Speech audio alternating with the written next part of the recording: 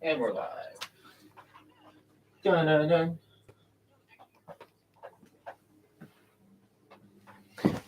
All right. Hello. Hi. Not you. Them. Well, hello, them. Welcome back to the weekly injury report for fantasy football.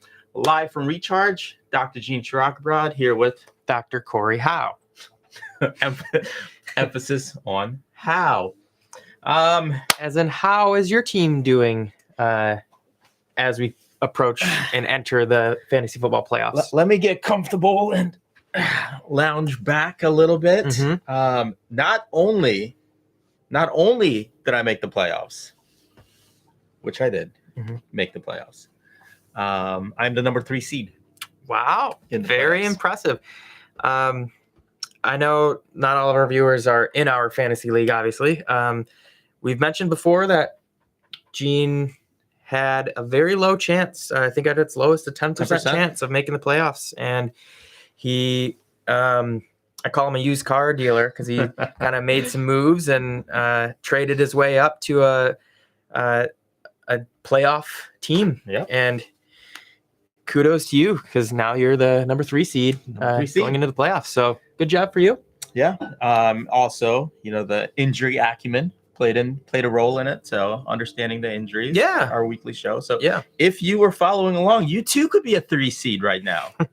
But it's not too late. If you made the playoffs.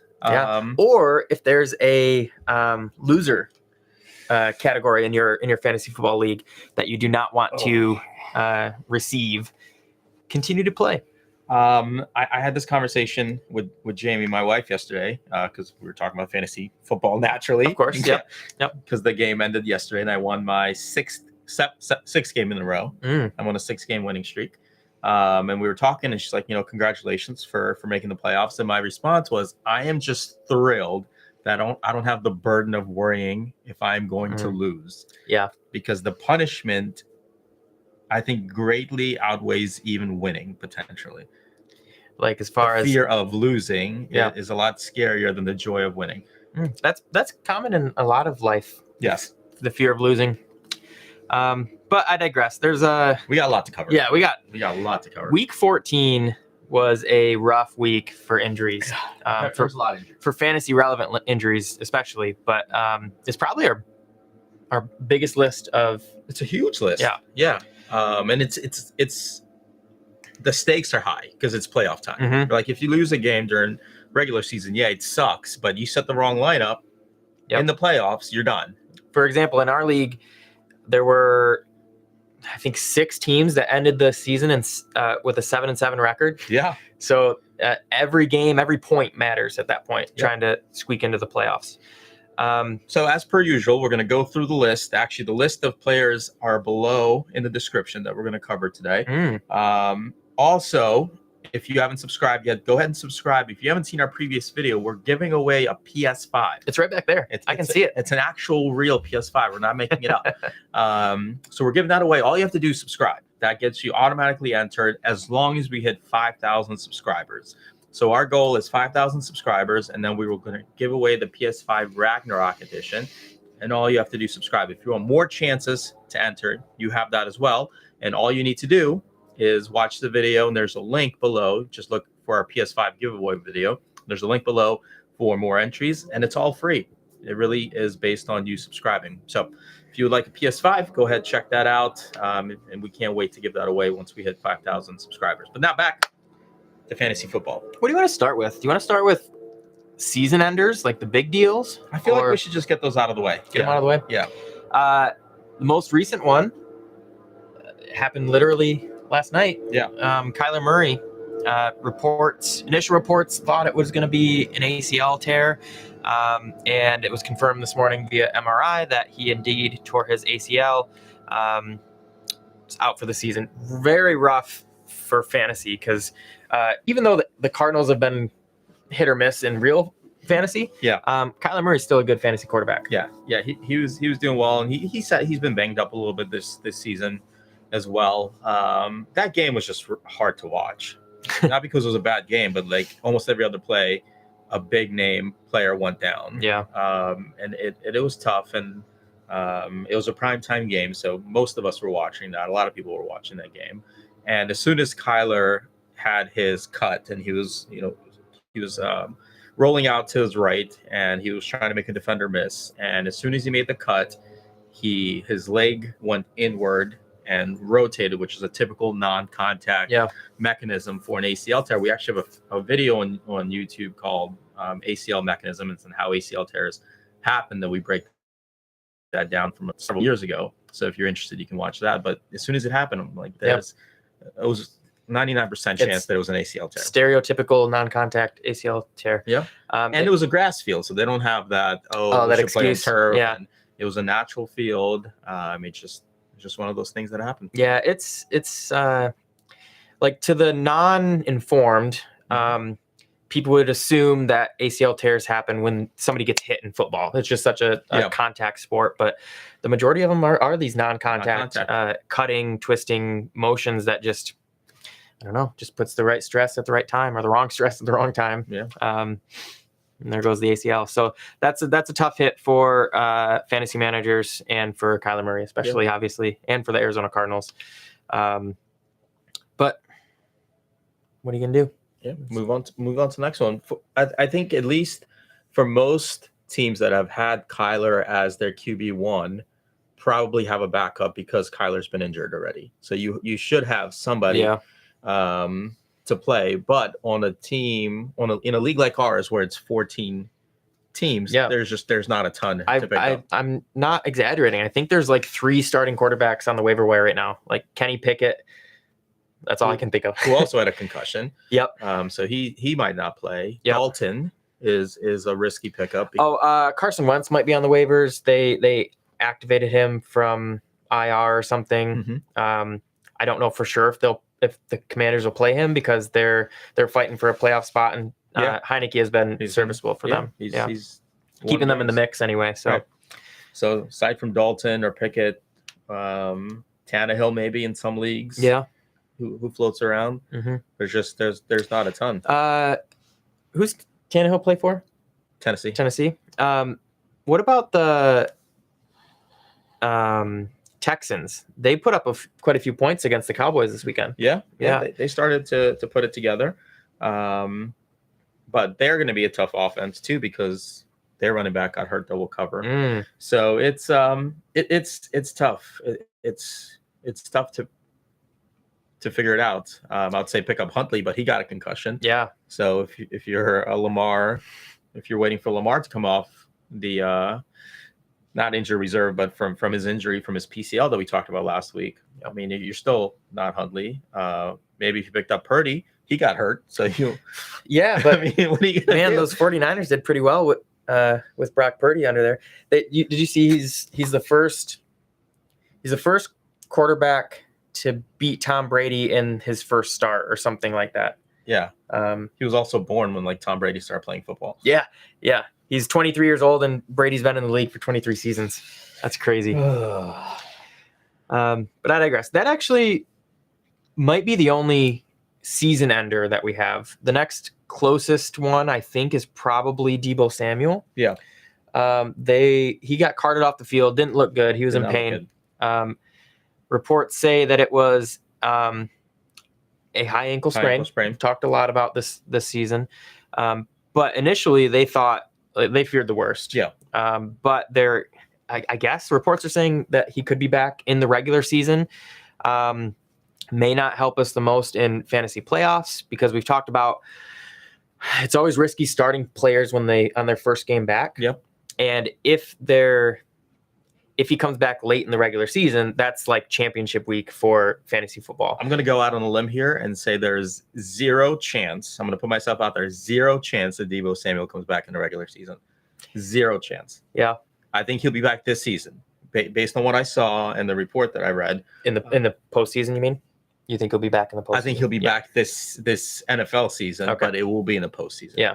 Correct. I think his fantasy relevance is over. Mm-hmm. I think he has no fantasy standing at this point. So if you have Deebo as your starting receiver, you can put him on IR. If they put him on IR, you could even cut him at this point.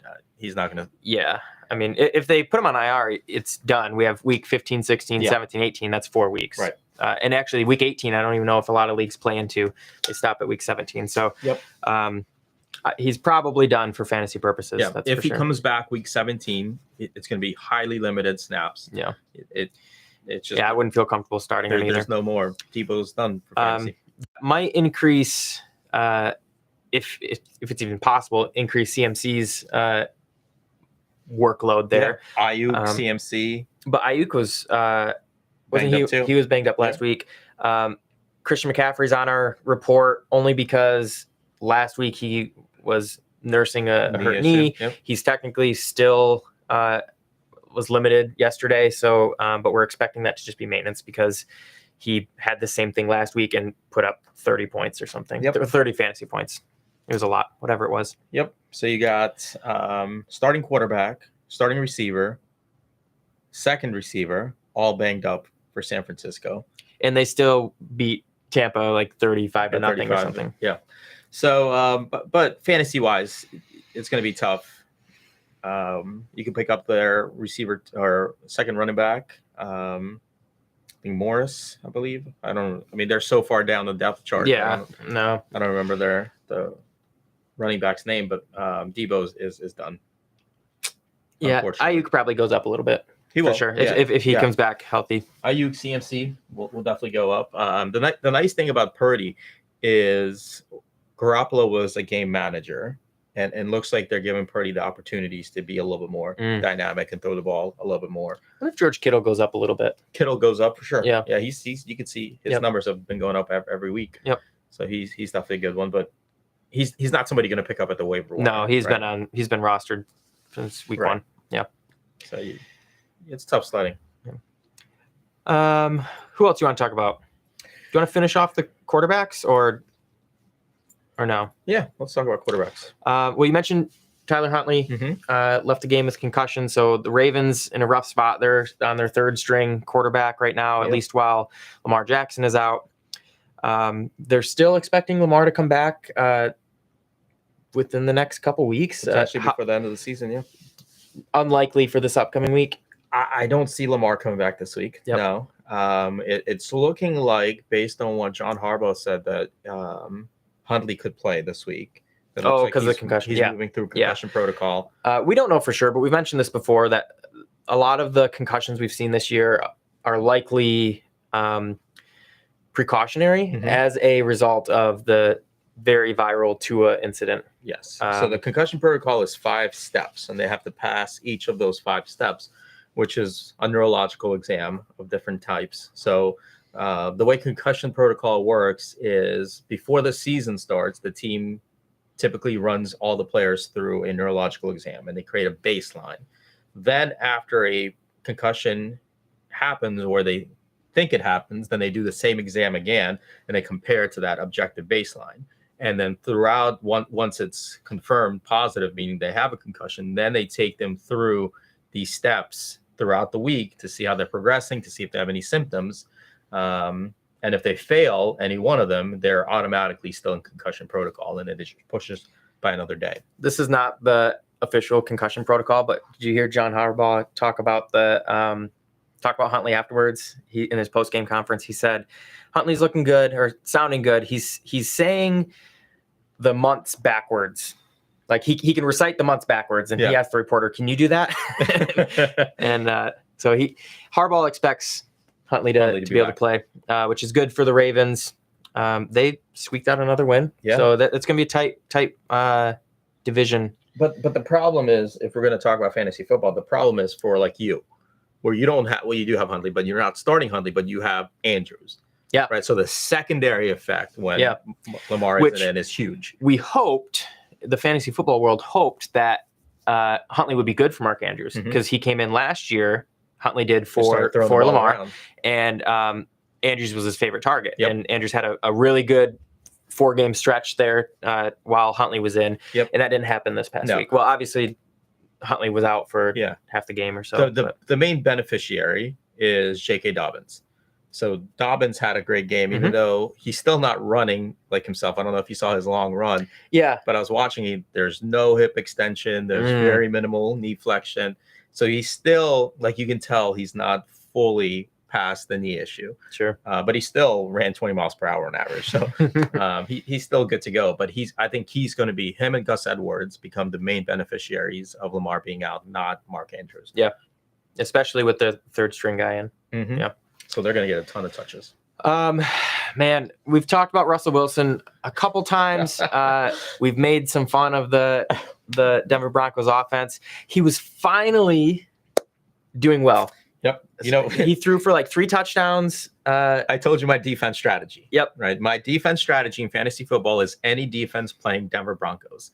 And that's what I did. I picked Kansas City. I have 2 great defenses. You asked me last 2 weeks he was ago. rostering 3 defenses. Like, why do you have 3 defenses? Because at that time I had Jets, Buffalo, and Carolina, which is really a rising defense.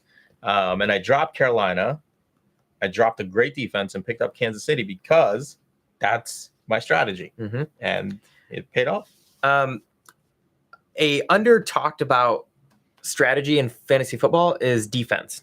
Not the starting defense, special teams category, but playing defense on the waiver wire so other people can't get that person. Like, you have 3 defenses, and part of that is now there's 2 other teams that don't have that defense. And if you have the luxury of having a solid starting lineup that you don't filter between your bench options very much, go ahead and snag somebody that you think someone else is going to grab, especially if they need him. Yeah.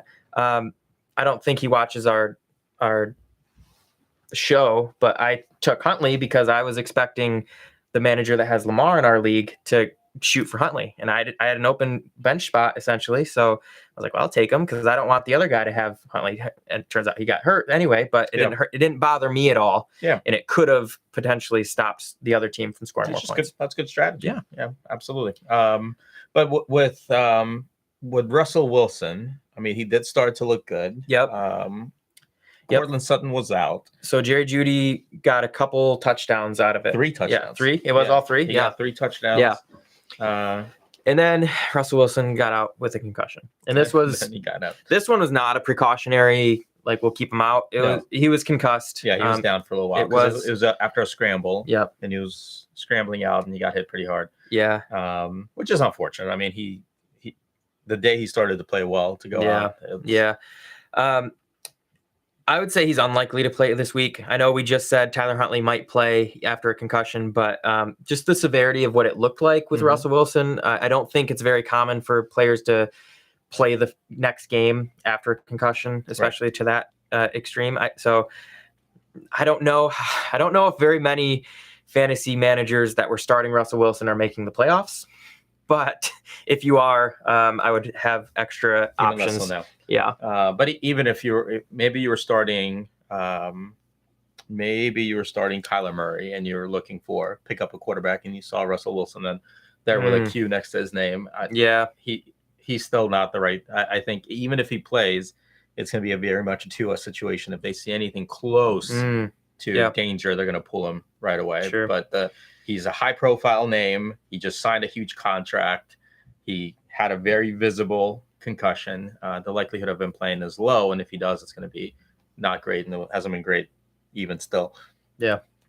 So maybe a little downtick on Jerry Jeudy, but there really weren't very many Broncos that people starting in fantasy anyway. This year. No, and Moss did pretty well for Broncos, their second or third string running back that came in. So. Again, if you're looking at the Broncos offense, and I don't know why you would, you must be incredibly desperate. Then you could look at their running game and maybe Jeudy as a flex. But otherwise, I would stay clear. Yeah. Play the defense.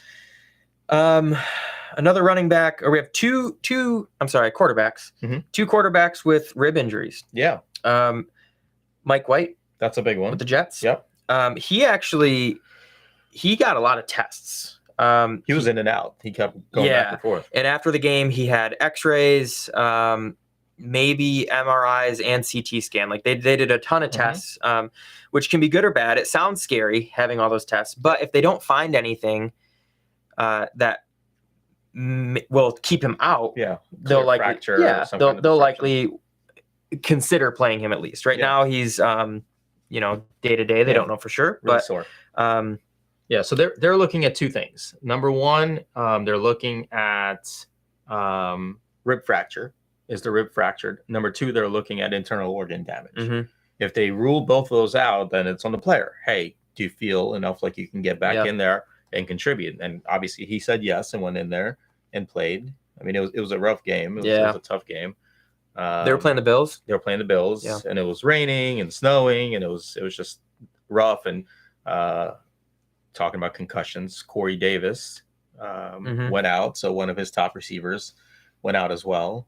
So it was not a great atmosphere for quarterbacks. He didn't have the Mike White magic that he had his first game back. Yeah. They are playing the Lions this week, which the Lions defense has definitely been better the past. I mean, they've won 5 of the last 6 games, and you don't do that with a poor defense. They're not league winning by any means, but it's an unfortunate week to have a down week for your quarterback because quarterbacks and wide receivers have been scoring a lot of points on the Lions all year. So it's looking like it'll be a high scoring game. The Jets have a good defense. Very good defense. They do. One of the, I think top 5 scoring defenses last time I looked. So that the Lions are gonna, I think, put up their points, but I think it's not going to be necessarily a 30 to 40 type of game. Yeah. Something to consider for that game. It's in New York, outside, in the cold, and historically speaking, Jared Goff has not done nearly as well outside in the cold than he has in inside. Yeah, it's a tough environment for sure to play in. So it'll be less of a scoring game. So that, I mean, Mike White, it looks like he's trending to play, but like we talked about with rib injuries early on, it's one hit away from being sidelined again. And like even the subconscious of like, if he's in the pocket and he sees someone coming after him, he might be less likely to get that ball out and more likely to tuck and take the sack. Yeah, or just throw it away instead of a specific throw. Yeah, it'll be tough. It's tough. It's tough to recommend starting him at this point. Yeah, for sure. Brock Purdy, we mentioned him as well. He technically day-to-day with oblique/rib injury. Yeah. Here's the thing. He's I would say normally, like he finished the game, didn't he? If they played on Sunday, I would say probably more likely to play. They play on Thursday this week. Yeah. Short turnaround. That can be iffy on people's recovery, especially with rib injuries. So that'll be something to monitor throughout the week. I don't know for sure if you're starting Brock Purdy in the fantasy playoffs. I'm assuming most people that have made the playoffs have a better fantasy quarterback. No offense, Brock Purdy, because he did very well this past week. But just something to keep in mind. Yeah. Or even if you're playing in a 2-quarterback league, I mean, it's. I can't imagine him being the one. Playing. But you probably have worse options with how many weapons they have in San Francisco. So yeah. It looks like he's going to play. I mean, based on the reports coming out that he'll be in there. But you'd have to imagine that McCaffrey is going to get a ton of looks. There's going to be a lot of drop down slants, just shorter passes. Yeah. Get the ball out quick. Get the ball out. Less likely to get hit. More West Coast offense. Yep. Hey, they're out on the West Coast. And they're a West Coast offense. Man. Good. That takes care of our main quarterbacks. We can work our way down the list to the entire Cincinnati Bengals team offense. Sure. Let's talk about them. It was like, I don't know if it really was one right after another, but it seemed like I got notifications, T. Higgins and Tyler Boyd, like right away. Early on in the game, I think T. Higgins. Yep. Which one? Higgins was before the game, so Higgins did not start. Yeah, he was getting warmed up, and he was day to day, and they were going to warm him up and see if he can go. He started to warm up, was feeling okay, and then his leg wasn't feeling great. And then Tyler Boyd, I think it was like one of the first plays of the game or something. Dislocated his finger and was out for the rest of the game. And he's going to miss a couple games. Yeah, so Jamar Chase goes up for sure. I mean, he had a great game. You're starting Jamar Chase regardless. I don't know who else you start in the Bengals wide receiver room. So Mixon is their RB1. Sure. And he's going to be in there. I think a flex option for you, not an RB1 or not a wide receiver, but a flex option becomes Perine. Yeah. Samaje Perine. Perine, yeah, because he's been sharing a good bit with Mixon, particularly on passing downs. He ran hard with Mixon out. Yeah, and even with Mixon in last week, they give him more looks in the passing game, and Burrow really likes him as a target. So I think he might see a good bit more plays on his way because they're what's his name? The tight end is still Hayden Hurst. Hurst is still dealing with a calf injury. Yep. So Pirine becomes a viable flex option, even with Mixon as a clear RB1. Because they've been having his usage increased even with Mixon in there. Yep. So, yeah, that's a good option. Yep. I think they'll be in there. But look, not on our list, but I think it's important to mention on the Raiders, Josh Jacobs also injured his finger in the game and went out. Yeah. He went back in. It's not looking like he's going to miss any time, but I think it's important. Like, you're not going to sit him because of that, but I think it's important to at least consider the implications of that because he fumbled on that hit and then went out and was in a lot of pain, had a hard time holding on to the ball, but he went back in and obviously finished that game. I think for a guy like Josh Jacobs, he doesn't get a lot of passing work anyway. He'll get 25 touches in a game or carries in a game. Yeah. Not a lot of passing work. So if anything, that he would get less passing work trying to catch the ball. But I think you're still starting. Derek Carr's his quarterback, and you know what? At this point, I would rather have an empty slot in my lineup than Derek Carr in there. Yeah, that's tough. The Derek Carr DeVante Adams connection didn't work that great for you this week. No. Those two anyway. DeVante is amazing, and that he'll get the yards. But that one-handed catch with his eyes covered, that was cool. Any more receivers that you want to talk about? We talked about Deebo. Tyreek Hill's questionable with an ankle injury, but he kind of had that going into the game. And he played the whole game. He saw that fumble return. I was watching that. Yep. He was hobbling around a little bit, and he's like hobbling and limping, and then he runs like 24 miles an hour after scooping up the fumble. Yeah. He ran so fast that he just jogged the rest of the way for like 20 yards because he outran everybody. Yeah. I've never seen that though in a fumble like that. It was. They went for it, and he just like pops out right into the fastest guy in the league. Yeah. Perfect scenario. He was in the right place at the right time. Yeah. It almost looked like whoever the lineman was, like, it's almost like he knew Tyreek Hill was there because he like hit it out right to him. Into him. I don't think he really saw him, but it would be cool if he did. If that was planned. He's they had ice on his shin, so it almost looked like a shin splint. Okay, not an ankle injury. But he was limping around. Based on how he played and finished the game and was able to accelerate, I'd be surprised if he's not in this week. He'll probably be limited on some practices, but likely just saving him for the weekend. And especially because Waddle has been almost a non-factor because he's dealing with an issue. He is, So he has not been explosive, but I think the biggest issue in Miami right now is just Tua has been incredibly inconsistent. Mostly this past week was awful. From a passing he was like 3 for 15 at like halftime or something like that. Yeah, which is like we talked about this last week too. The opposite of what Tua has been all year. So I don't know what the deal is in Miami. I like to think they can turn it around based on how they were playing early on in the season. Yeah, they have some issues. So Tyreek Hill is dealing with his leg issue, and Waddle hasn't been back from his. Tua's been incredibly inconsistent. He's not getting the tight throws. Jeff Wilson Jr. injured his hip. Yep, he's on our list too. So Jeff Wilson Jr.'s day-to-day right now with this hip injury. Raheem Mostert probably goes up a little bit. I think he's going to go up a lot. Yeah. Which I think Rob has him. Yep. By the way. Yep. Gene's week 1 playoff. Yep. Person. So, Mostert will go up. He becomes a great flex option right now. Mm-hmm. Yeah, there's a lot of things going on with Miami. But again, if Waddle isn't back and if Tua is as inconsistent as he's been playing, they're going to stack the box, and then they pretty much just have defend Tyreek at this point. Yeah, because Gesicki hasn't been doing anything either as a tight end. Yeah, Tyreek's a tough one to try to defend, though. Yeah, but I mean, he can get 3 catches and have 160 yards. So he's a great one as an option. But I don't think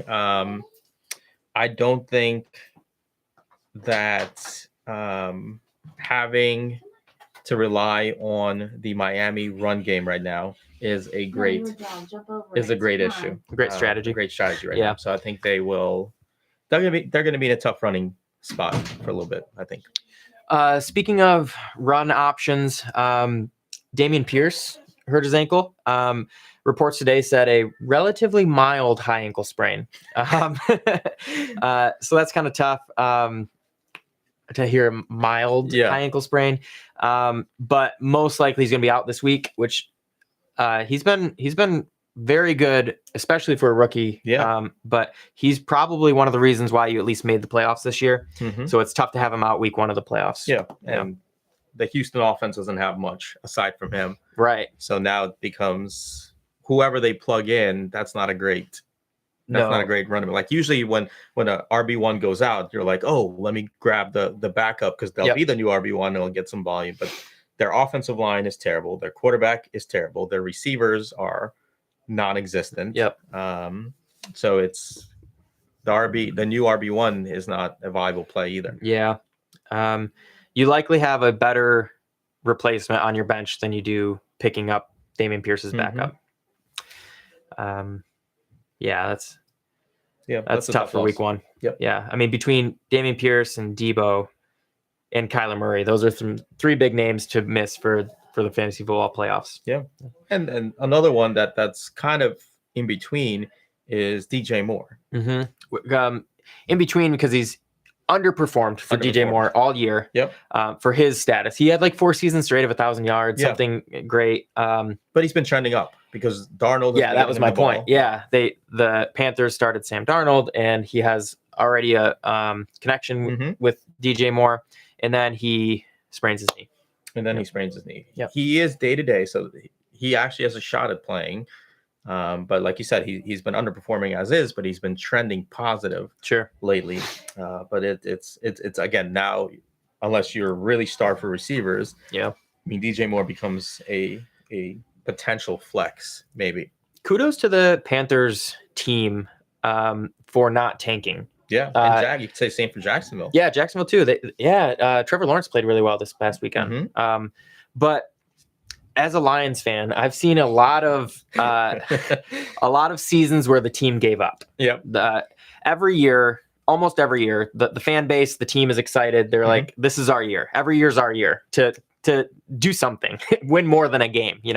And then 8 games in, when they're 1-7 or 0-8, not so much. The team just gives up. And it would have been very easy for the Panthers to give up when they fired their coach and they traded Christian McCaffrey.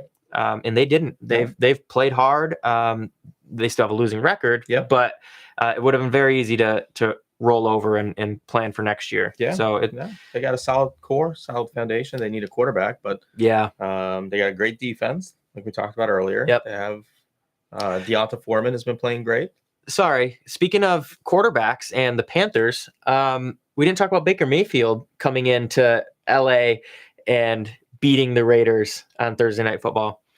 That was a sore subject for you. That's probably why. I was watching that game. I mean, it was a fun game to watch. No, I only mention him. I guess it'd be tough to start him in the playoffs, but in our league especially, quarterbacks are so hard to come by right now. There's probably worse options than Baker Mayfield. His throw timing actually looked pretty well with some of his receivers. You can make a case for Baker knowing less and playing better. He didn't know the offense. He just knew a few plays, and it was like, oh, he's running this route, and for some reason they're playing man defense in the 30 seconds left in the game, and he's like, okay, let me just throw this fade. That's going to be an interesting scenario in Los Angeles next year. I mean, they spent a lot of resources on getting Matthew Stafford. So I have a hard time thinking that Mayfield would start over Stafford next year. I have heard rumblings of maybe Stafford would consider retirement. He won the Super Bowl. That was the main goal of most NFL players. And now he has this relatively serious spinal cord contusion. out multiple weeks. Maybe he's getting to a point where he doesn't want to Keep going. come back. That's not. I mean, I don't know Matthew Stafford. I haven't heard from him directly, but Not one I've of your heard sources. No, not one of my sources. I have heard some analysts talk about that consideration, but no news on that. As a Ravens fan, having watched Baker Mayfield for most of his career, not only would I not trust him on an NFL team to start that team, I would not trust him on my fantasy team as a second quarterback in a 2-quarterback league. We've talked about it. My favorite thing about Baker Mayfield is his commercials. His commercials are funny. Yeah. He does a good job. His natural comedic timing. He has great timing. Doesn't look like an athlete actor like sometimes they do. He We're actually very stiff. Yeah. He does pretty He's well. natural. He's a natural. If only he played football that well. Well, that last drive he did. He did. Yep. He did well. It was nice to see that for him. Like, it was a cool He's story. been maligned a good bit and dragged around. So, by all accounts, he seems like a nice guy. Like, he's not. Yeah, he doesn't come off as a prima donna or anything. Yeah, he's. I think he's kind of a little polarizing. Especially in college, he had this swagger about him. Yeah, but I think he came into LA a little bit humbled, and he said, "I'm just here to work hard," and they won a game. It was a good start. If only Derek Carr was able to throw the football to his receivers. Yeah, I'd prefer the Rams to lose more than they win because the Lions get their draft pick next year, and every win they tally is lower on the draft order or higher. I think lower on the draft order. Yeah. It's a higher number, higher draft number, pick. lower in the order. Yeah, because they keep going in the draft. Right. But yeah, I don't think you have to worry about that. I'm pretty sure. Good. I'm pretty sure they're gonna lose a good bit of games. A top 5 pick would be great for the Lions. I don't think it's out of the question for the rest of the season for the Rams. All right, I think that's everybody, right? Yeah, that's a long. That is a long list. Ken Walker. We didn't cover Ken Walker. Oh yeah, we talked about him last week. That was the jammed ankle. Scenario. Jammed foot. He was a game time decision. It was close. Yep, and they sat him. Football practices are weird. Mondays are often not a real practice day. Just kind of walk through.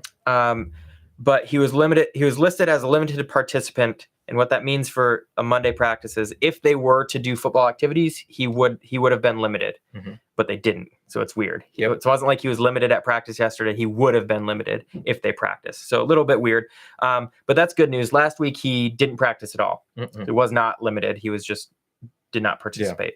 So he may be trending upward. We'll see. They didn't think it was going to be a super serious injury to begin with, so he'll be one to monitor because he's one that if you picked him up this year, you were highly rewarded. So he would be great to have for the playoffs. Yeah, he's been slowing down too. He hasn't been tearing it up lately, but not as much. He had that couple week span of 20 plus points, but even worst case scenario, he's a solid flex option. He had the volume is there for him. He was getting a lot, like almost all the running touches, so that's helpful. All right, I think that covers this week. Long list. Tough way to start the playoffs. Let's hope next week is like two people max. Yeah. Based on what I saw last week and watching that Arizona game where it was like every other play somebody got injured, I have a feeling that most NFL players' bodies are catching up. James Conner left the game and came back. He came back, and then he finished great. Yeah. Still, it's tough. It becomes less fun. I know, like, if you're a fantasy player and you're like, your opponent's player gets injured, you're like, yes. And then you're like, oh, man, that's a human. Oh, I'm a jerk. So that's why I say, I hope they're like, their wife has a kid, and so they have to miss the game because of a happy thing. Yeah, giving birth. But yeah, it's bittersweet. Like, you don't wish serious injury upon anyone. And football becomes a lot less fun to watch when these top players start going out at this rate. So hopefully they all come back, especially the players that had concussions, and we see a fun playoff season for fantasy football. Let's do it. All right, we'll catch you again on next week's episode as we have 3 weeks left, I think. Yeah, of the fantasy season. So we only have a few more episodes to go. So if you're enjoying these, subscribe to our YouTube channel. We typically do these 1:30 Eastern on Tuesdays before the waiver wire kicks in for Tuesday night. If you are watching this after the live, you can submit a question below in the comment section. If you have a lineup question or an injury question, we typically get back to those in a day or two. And then we'll catch you again next week. Tuesday 1:30 Eastern, live from Recharge. See you then. Subscribe to win a PS5. PS5.